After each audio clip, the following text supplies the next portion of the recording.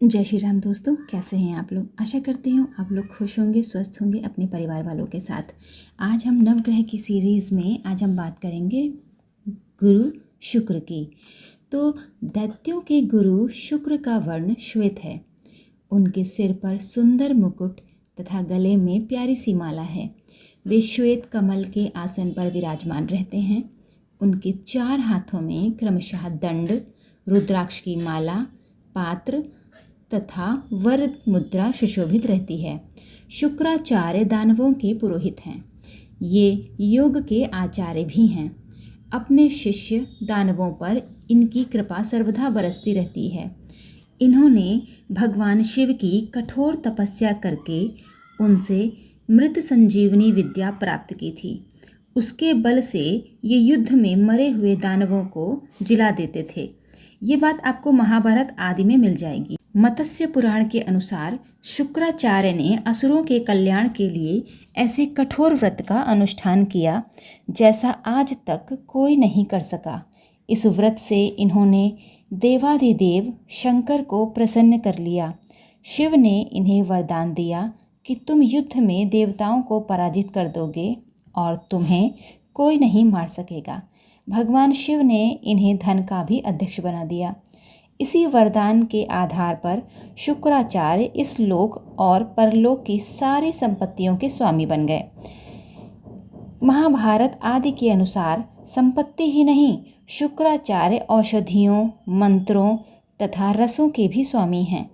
इनकी सामर्थ्य अद्भुत है।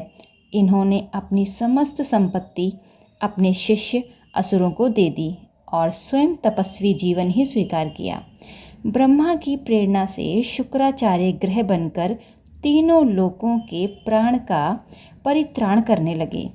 कभी वृष्टि, कभी अवृष्टि, कभी भय, कभी अभय उत्पन्न कर ये प्राणियों के योगक्षेम का कार्य पूरा करते थे। ये ग्रह के रूप में ब्रह्मा की सभा में भी उपस्थित होते हैं।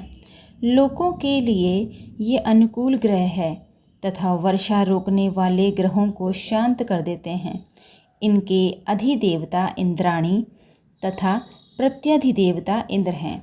मत्स्य पुराण के अनुसार शुक्राचार्य का वर्ण श्वेत है। इनका वाहन रथ है। उसमें अग्नि के समान 8 घोड़े जुते रहते हैं। रथ पर ध्वजाएं फहराती रहती हैं। इनका आयुध दंड है।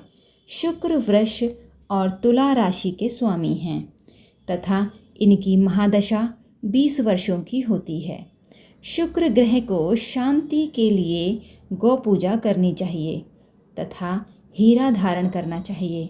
चांदी, सोना, चावल, घी, सफ़ेद वस्त्र, सफ़ेद चंदन, हीरा, सफ़ेद अश्व, दही, चीनी, गौ तथा भूमि ब्राह्मणों को दान देना चाहिए। नवग्रह मंडल में शुक्र का प्रतीक पूर्व में श्वेत पंचकोण है। शुक्र की प्रतिकूल दशा में इनकी अनुकूलता और प्रसन्नता हेतु बहुत सारे वैदिक मंत्र दिए गए हैं। आप इनमें से किसी भी एक मंत्र का पालन कर सकते हैं, जप कर सकते हैं। कुल जप संख्या 16,000 है तथा जप का समय सूर्योदय काल है। विशेष अवस्था में आप विद्वान ब्राह्मणों का भी सहयोग ले सकते हैं। शुक्र ग्रह के बारे में जानकर आपको कैसा लगा मुझे ज़रूर बताइएगा। तब तक के लिए जय श्री राम।